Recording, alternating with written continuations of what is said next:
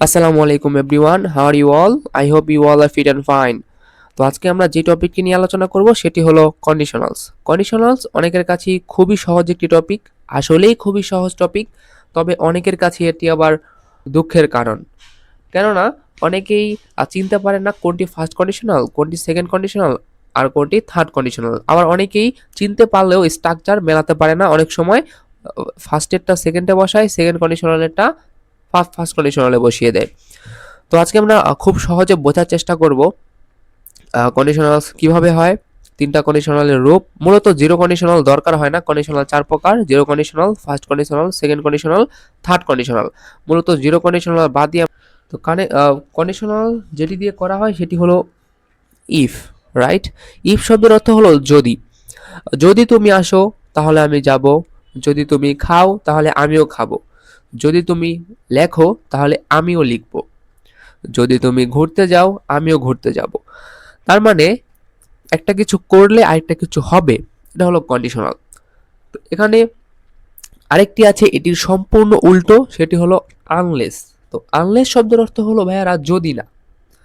Unless শব্দের অর্থ হলো যদি না। ইফ শব্দের অর্থ যদি, আনলেস শব্দের অর্থ যদি না।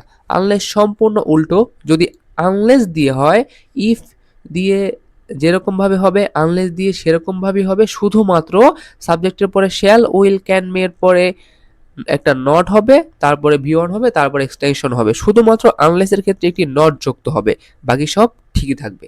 তোমরা এখানে দেখতে পাচ্ছ আমি প্রথমেই তিনটা ছোট ছোট এক্সটেনশন লিখে রেখেছি। সেটি হলো প্রেজেন্ট।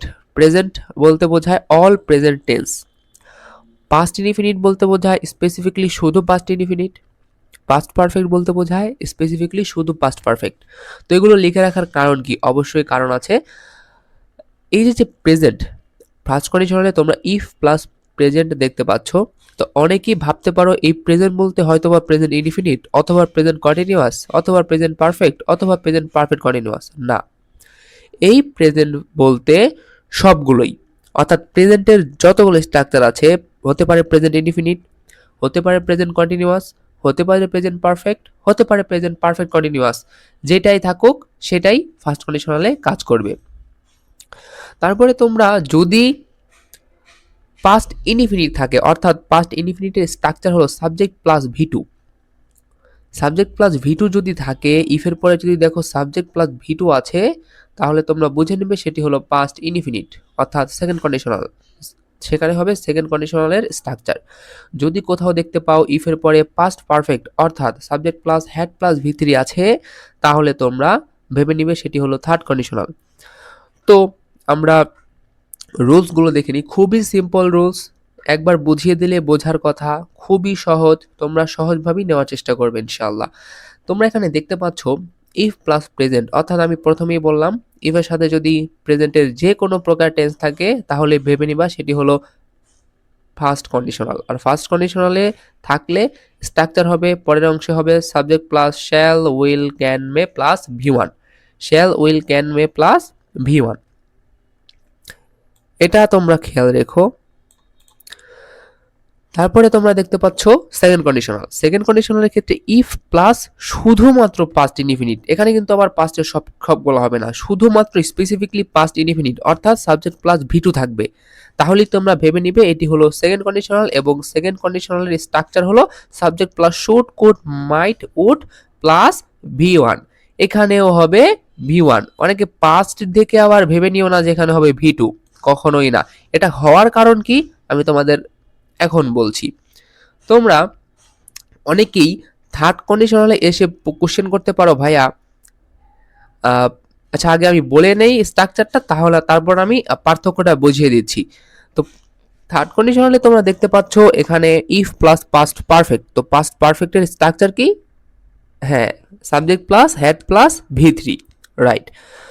তো যদি subject plus had plus V three থাকে ইফের পরে, তাহলে তোমরা ভেবে নিবে এটি হলো থার্ড কন্ডিশনাল। আর থার্ড কন্ডিশনালের স্ট্রাকচার হলো subject plus would have, could have, should have, might have plus V three.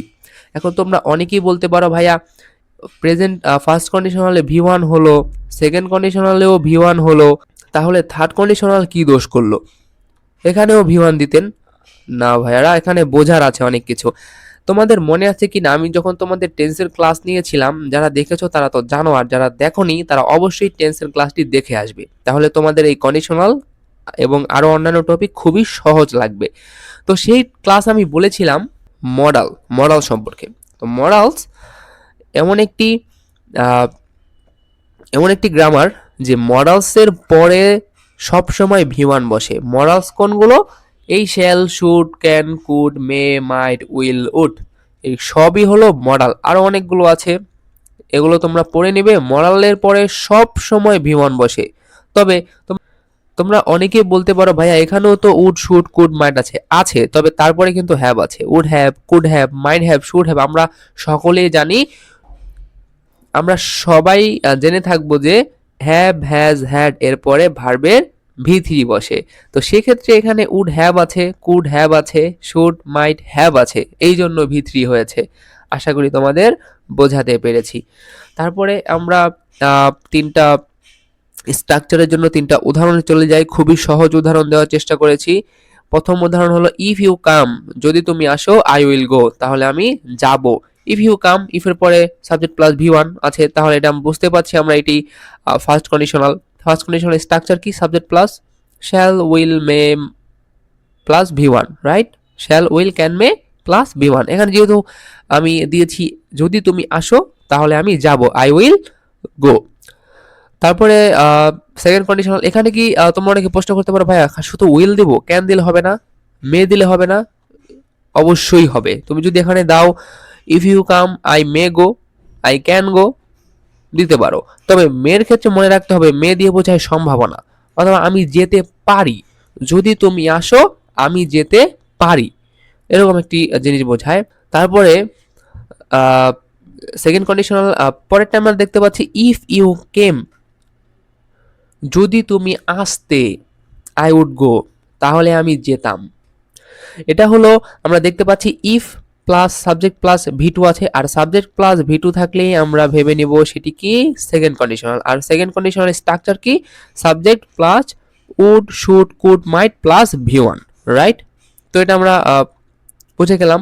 তারপরে লাস্ট যেটি আছে সেটি হলো if plus subject plus had plus ভি3। তোমরা জানো যে এটা দেখে একই মনে হচ্ছে। আমরা জানি কামের তিনটা রূপ হলো কাম, কেম, কাম, অর্থাৎ কামের 1 নম্বর রূপ এবং 3 নম্বর রূপ একই। তো এখানে আমরা ইফ ইউ হ্যাড কাম, আমরা হ্যাড প্লাস ভি3 দেখে বুঝতে পারলাম এটি হলো পাস্ট পারফেক্ট, অর্থাৎ থার্ড কন্ডিশনাল। আর থার্ড কন্ডিশনালের স্ট্রাকচার কি? Would have, could have, might have, should have plus ভি3, এখানে সেটাই ব্যবহার করা হয়েছে। আশা করি তোমরা বুঝতে পেরেছো। খুবই সহজ কন্ডিশনাল টপিকটি, এটি খুব সহজে বোঝা যায়, এবং যারা একটু প্র্যাকটিস করবা তারা অনেক ভালো করতে পারবে। মনে রাখবে এই conditional right form of verb, completing sentence, আরও অনেকগুলো টপিকে তোমাদের কাজে লাগবে। এর পরবর্তীতে আমি তোমাদের completing sentence, narration, connectors, modifiers, এই সবগুলো টপিকের সুন্দর করে গুছিয়ে ক্লাস দেওয়ার চেষ্টা করব। আশা করি তোমরা সবাই সুন্দর করে বুঝতে পারবে, যেহেতু তোমাদের লাস্ট 1 মাস 10 দিনের মতো আছে পরীক্ষার। 1 মাসই ধরে নিতে পারো। এই 1 মাস প্রিপারেশনই নিশ্চিত করবে তোমরা পরীক্ষায় কতটা ভালো করবে। আমি চেষ্টা করব আমার সর্বোচ্চটুকু দিয়ে চেষ্টা করতে এই 1 মাস তোমাদের কিভাবে ইংলিশটাকে কমপ্লিট করে দেওয়া যায়। তোমাদের কোন কোন টপিকে স্পেসিফিকলি সমস্যা আছে আমাকে জানাতে পারো কমেন্টে, এবং আমি তোমাদের সর্বোচ্চ হেল্প করার চেষ্টা করব। যদি কেউ কমেন্টে না বলতে পারো, হোয়াটসঅ্যাপে মেসেজ করে বলতে পারো। আমার নাম্বার ডিসক্রিপশন বক্সে দেওয়া থাকবে। তোমরা ফেসবুক পেজেও মেসেজ করতে পারো। ফেসবুক পেজে তোমরা সকল ধরনের ইনফরমেশন পেয়ে যাবে, এবং ইউটিউব চ্যানেলে প্লেলিস্ট আকারে ভিডিওগুলো পেয়ে যাবে। তোমরা সবাই ভালো থাকবে। আসসালামু আলাইকুম সবাইকে। আল্লাহ হাফেজ।